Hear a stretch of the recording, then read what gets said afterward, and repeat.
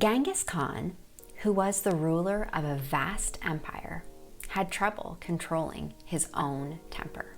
One summer morning, he went out hunting with his friends. Genghis Khan was a skilled hunter who was assisted by his hawk. At a word from Genghis Khan, the hawk would soar into the sky and scan the ground for prey below. If the hawk saw a rabbit or a deer, he would swoop down upon it at an amazing speed. That summer day, fortune seemed to favor Genghis Khan. He had a very successful day of hunting. Before dusk, the hunting party gathered together to make their way home. They took the shortest route back to the palace. Only Genghis Khan took another path.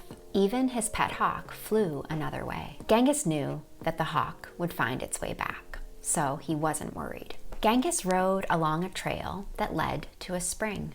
When he arrived at where the spring was supposed to be, he saw that it had dried up. He rode on, and he soon saw some water trickling down a rock. He got off of his horse and took out his cup from his hunting bag, and he made his way towards the trickling water. He held his cup under the rock. The water was dripping down slowly, and Genghis Khan was really thirsty. Struggling with impatience, he barely managed to hold on until his cup was full. Just as he was about to take his first drink, a whirring sound came through the air. Looking up, he saw his pet hawk flying towards him. To his shock, the hawk knocked the cup out of his hand. All the water splashed to the ground. Genghis Khan was surprised at the hawk's behavior. He didn't understand why his pet hawk would do this. He thought maybe it was trying to be playful. The hawk flew back and forth a few times, and then it landed on a rock. Ignoring the hawk, Genghis Khan picked up his cup again and held it under the rock, slowly collecting drips of water. This time, it was only half full, but he was so thirsty that he lifted the cup to his mouth. Just then, the hawk swooped down and knocked the cup out of his hand again. This time, Genghis Khan was starting to feel very irritated. He was extremely thirsty, and the bird seemed bent on keeping him from having a drink. Accursed creature, Genghis Khan muttered to himself. Picking up the cup once again, Genghis Khan held it under the rock to get the drips of water. He noticed the hawk was perched on a rock higher up, and its gaze seemed to be focused on him.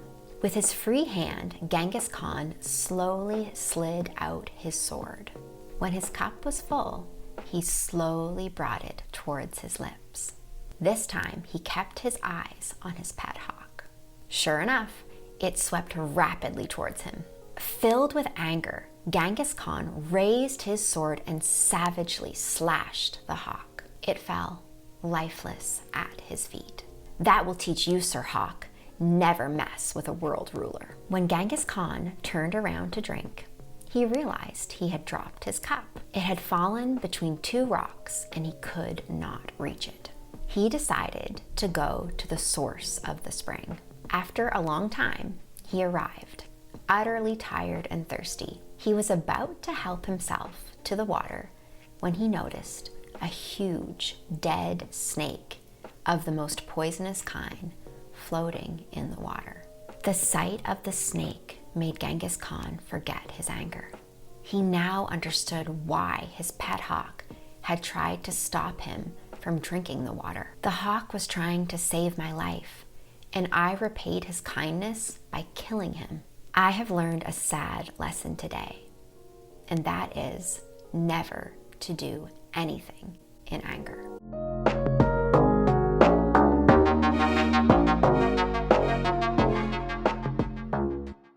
Thank you for tuning in to hear another story. I hope you enjoyed The King and His Hawk. I want to share 2 ways that you can use this story to improve your English. The first way is this. Retell this story in your own words. You don't have to remember every detail or say it exactly how I read it, Just think about the story and try to retell it in your own words. You can record a video of yourself telling the story. You can tell it to a friend or a family member. Just try retelling this story in English. This is a great way to practice and improve your language skills. When you retell the story, try to remember the who, what, when, where, and why. The second way you can use this story to help improve your English is by answering this question. What stood out to you the most in this story? You can leave your answer in the comments section below, and again, I will give you some feedback. If you enjoyed this type of English practice, please like and subscribe to this channel. There are more stories to come. Thanks again for tuning in. Bye.